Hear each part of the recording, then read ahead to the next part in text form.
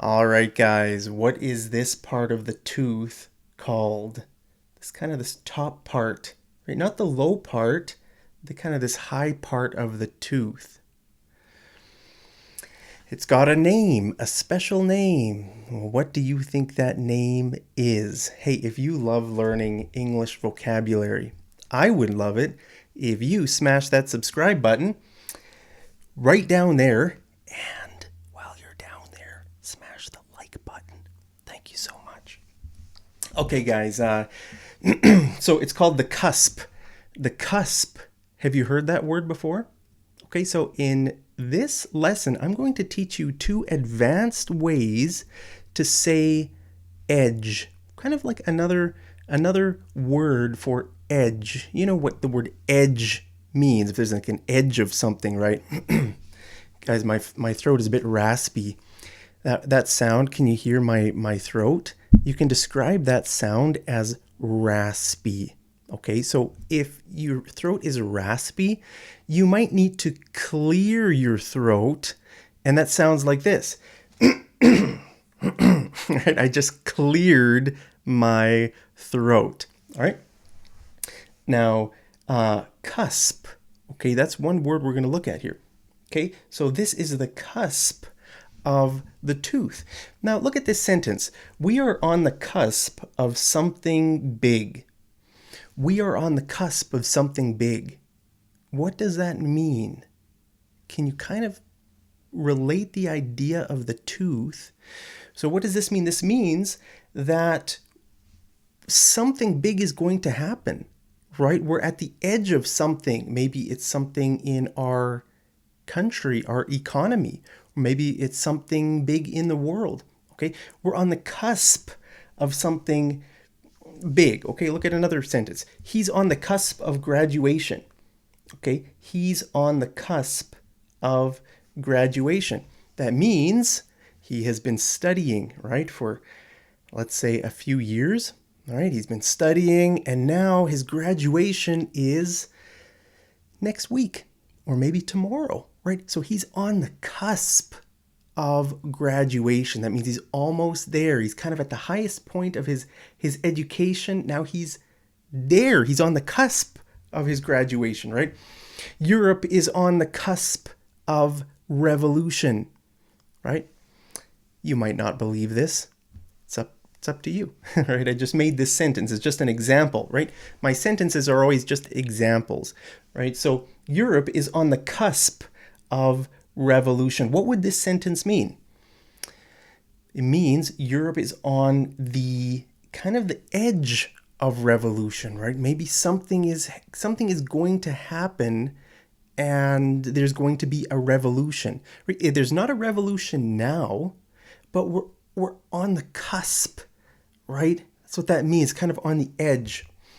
Okay, so this part of the tooth is called the cusp. Now, guys, look at this tooth here. See this big tooth, this like pointy tooth? Can you feel it with your tongue? Kind of a pointy tooth. That's called your canine tooth. The word canine means dog, right? Dogs have those big teeth there. Those are called canine teeth. But this tooth has another name. Can you guess what that name is? Well, I'll tell you. It's called a cuspid. Cuspid, right? Have you ever heard that word before? Cuspid, right? Because it's got a cusp. Now, guys, look at these two teeth behind the cuspid, right? So this one is the cuspid. Now look at these two. What do you think they are called? What's the name of those two teeth? Feel with your tongue. Okay, you can feel your canine or your cuspid. Now, move your tongue to the two teeth further back. What would those be called? You're right. They're called bicuspids. Bicuspids, right? Why bicuspid? Because bi means two, right? And can you feel that there are two cusps, right? Those two teeth behind the canine tooth have two cusps. So that's why they're called bicuspids. See, you always learn stuff here at Mad English TV. I bet you even if you're an advanced English learner, you didn't know that. So you better smash like on this video. And guys, on my channel, I love teaching words, new vocabulary that you've probably never heard of before. So it's worth your time to come back here to Mad English TV. Okay, so we are on the cusp of a new world order. Okay, we are on the cusp of a new world order. What does this sentence mean? Well, you know what cusp means now, right? But what does this mean, new world order? Sometimes you hear that in the news. If you like listening to podcasts that, especially about current events, right? Remember my last lesson I made on current events, how to talk about current events. If you haven't seen that lesson, I'll post it up here somewhere at the end of this video so you can go watch that. So, new world order. If you're listening to podcasts or you're watching the news, they might mention this term here, new world order. Okay, well, what this means, world order, that just kind of means how the world is structured. Who is the boss of the world? Who are the controllers of the world? So, in your lifetime, who has been the boss of the world? Well, it's pretty obvious, right? It has been the USA, right? In all of my life, probably all of your life, the world has had kind of one boss, the country that always bosses everybody else around, and that is the USA, right? So the USA has been the leader, has been kind of the, sometimes people call the US, or they call the president of the US, the leader of the free world. Okay, that's a term that is very often used for the president of the US. Now, why is he the leader of the world? Well, because that's the world order, right? That's how the world is structured. The USA is just at the top, right? I mean, sometimes people think of like Canada or Germany as countries, but that's not really true because the USA owns us, right? The USA owns Canada and Germany. So really, they're our boss. If they say do something, we have to do it. Why? It's because they've got the weapons. They've got the strength, right? They've got the economic strength and they've got the military strength. So they own most of the world, basically. But when people talk about a new world order, that means something is happening or is going to happen where there are some new bosses or maybe different bosses, right? Maybe the US is not going to be the most powerful country forever, right? If you think about the history of the world, right? I mean, there were different empires. Empires rose and they fell, right? So the US now has been the world's boss for a long time. So that's kind of been the current world order. Maybe a time is coming for a new world order. What do you think about that? Do you think there's going to be a new world order? You hear about this all the time in the news. You hear countries kind of moving to a different, or countries kind of like maybe stuck in the middle of the whole global stuff, right? For example, Turkey is a country that is like that, right? Turkey is part of NATO. But Turkey has been cozying up to the Eastern countries, right? If you cozy up to someone or something, that means you get friendly with them. Why? Because maybe you want something from them, or they're going to help you, or it's in your interests to do that, right? Countries all the time, they talk about their interests, right? So US will say stuff like, it's not in American interests to do this, or it's in American interests to go here and do this or that, right? Or other countries talk about their interests. Well, maybe your country's interests are to cozy up to this country over here because they want something, or it's going to be better for them, right? So Turkey has been cozying up to those other countries, and NATO has been shaking their finger, right? If you shake your finger at someone, it's like kind of like that motion, right? You're a bad boy, you know? Are you a bad person? I've been bad sometimes in my life, so you can shake your finger at me. All right. So NATO is kind of shaking their finger at Turkey. Actually, I should say Turkey. Is that right? Turkey. They changed their name. Now they're not named after a bird. Isn't that funny? They were named after a bird. Now they're called Turkey. Let me know if you're Turkish. Am I saying that right? It's got the 2 dots above the U. Turkey. I don't know. It's got the E and the Y. If you could name a country, would you name it after a bird? I think it's nice. I might name my country Turkey because I like eating turkey. Turkey is a good meat to eat, right? It's healthy, doesn't have too much fat, a lot of protein for building your muscles. So maybe I should eat more turkey, but I won't eat your country. I promise. Thank you to all my Turkish subscribers who are here. Welcome to all my new Turkish subscribers. Thank you so much. So guys, we might be on the cusp of a new world order. That's what that means. Okay, cusp. Now, here's another word. Okay, here's the second word I promised to teach you, right? About edge. What is this? What is this? Well, you might be thinking it is a cliff.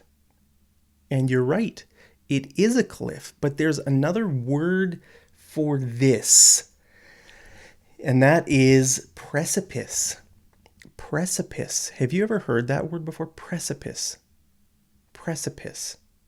It means a sudden drop, or like a very steep downward thing. Now, this word is typically used in a negative way. Okay, when we're warning about something, or something bad is coming, right? It's a disaster. Then we might use this word. Now, with the word cusp, that could be good or bad, right? If you say like you're on the cusp of graduation, well, that's a great thing, right? Hey, if you're on the cusp of graduation today, congratulations, right? Or maybe your country is on the cusp of change. Now, is that a good thing or a bad thing? It could be a good thing. Maybe you could say, I'm so excited. Our country is finally on the cusp of change. We've been waiting for this moment for so many years. Now our country is on the cusp of change.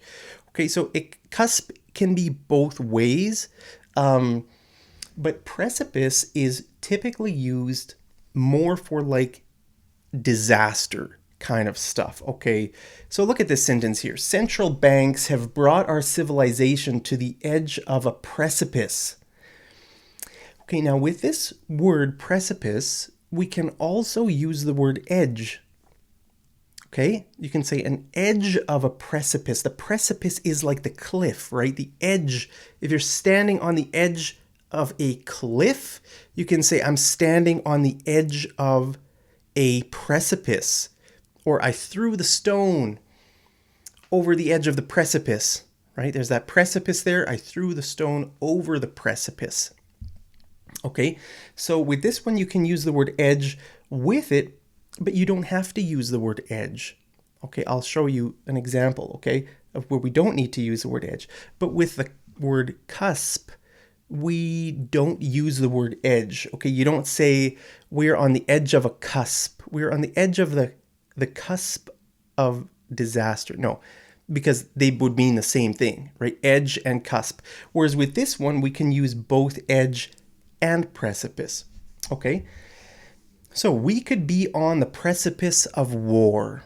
Okay, we could be on the precipice of war. Now notice here we don't have the word edge, right? So this word means edge, right? We could say we are on the edge of war, right? Or we are on the brink of war. That's another word as well that kind of means the same thing. To be on the brink of something means you're right there. You're almost there. It's the brink, right? But very often in the news or whatever you read, you might come across this word, precipice. Okay, so a precipice of some disaster, something bad is coming, right? So, like I said, you can say the precipice of something, or you can say the edge of a precipice. Okay, so you could say our economy is on the edge of a precipice. Our economy is on the edge of a precipice. Now, I was going to just go back and ask you, do you know what a central bank is? Maybe some of you guys don't know what central banks are, and the word civilization. The word civilization just means kind of like remember I talked about the New World Order. Like our current world order is that the US is like the king, right? And the US has the influence over many countries, right? Canada, Germany, UK, Australia, New Zealand, right? So all those kind of countries, people describe that as the Western civilization, right? Our Western civilization. So that's what the word civilization means, kind of like a kingdom or like an empire, right? Now, central banks, if you don't know what a central bank is, don't worry. It's like a financial word. Now, what it is central banks print the money of a country, and also they set the interest rates, right? So if the central bank were to come out and set the interest rate at 50%, and you borrowed a whole bunch of money when the interest rate was only 1%, well, now suddenly you have to pay this much, then you'd say, I can't pay my bill, right? Because the interest is so high. We need to get rid of our current politicians and get new politicians. We demand change. Then when everybody's demanding change, you could say we are on the cusp of change, right? So the central banks, they're kind of supposed to be separate from the government, but they're basically like the government's bank, right? When the government needs money, it's supposed to take taxes from the people, right? But governments always want to do more than the taxes that come in. Let's say a government collects $1 million in taxes. Governments always want to do this and that and whatever, and they want to look good. So they say, oh, we're going to promise $1 million to that country over there. Here, take the money, right? They want to look good. So central banks give money to the politicians, right? The politicians say, okay, we're only getting 1 million in taxes, but we want to spend 10 million. So where are we going to get this extra $9 million from? Oh, hi, they call up the central bank, right? Because they put them in power, right? Like for example, here in Canada, Justin Trudeau is the leader. Well, he appointed the leader of the central bank, whose name is Tiff Macklin, I think. And in the US central bank is called the Federal Reserve. Okay, that's the name of their central bank. In Canada here, it's called the Bank of Canada. Okay, don't get this mixed up with a bank that you go to. Like if you go to a bank here in Canada, like TD Bank or Royal Bank or Scotia Bank, those are real banks. The Bank of Canada is not a real bank like that. The Bank of Canada is the bank to the government and the bank to the other banks. So it prints money. Right, so your bank, let's say you bank at Bank of Montreal here in Canada, right? Where does that bank get the money from? They don't print the money. They get the money from the central bank, which is the Bank of Canada, right? Or if you live in Europe, right? The European Central Bank is called the ECB, or the European Central Bank, right? They make the euros, the coins, and the whatever, right? And so they're in charge of the money supply. So the central banks are in charge of a country's money. So there's your mini lesson on Economics 101. You came here to learn English, but you got introduction to world economics, right? So now on the other side of the mountain, there is a steep precipice, right? Maybe you climb up the mountain like this. It's only a gradual slope. But then when you get to the other side of the mountain, there's a steep precipice. A precipice, okay? Or here's another example. The UK is teetering on the edge of a financial precipice. So what does this mean? The UK is teetering. Now, teetering means it's on the brink, right? Or on the edge, right? So if somebody is teetering, I mean, maybe someone is drunk, Have you ever been drunk? And you might be kind of like teetering back and forth. You might be almost falling, right? It means almost you're going to fall, teetering. Like that, on the playground, the children's thing, one person sits on this side, that other person sits on that side. That's called a teeter-totter. Or a seesaw. It has two names, okay? A teeter-totter. That's what teetering means. Teetering is on the edge of a financial precipice. So financial precipice means suddenly, let's say like the British pound, that's their money. Their money is called the pound. Let's say their money is gone like this, and then suddenly the value of the pound drops. Let's say it plummets. Plummets means to go down very fast.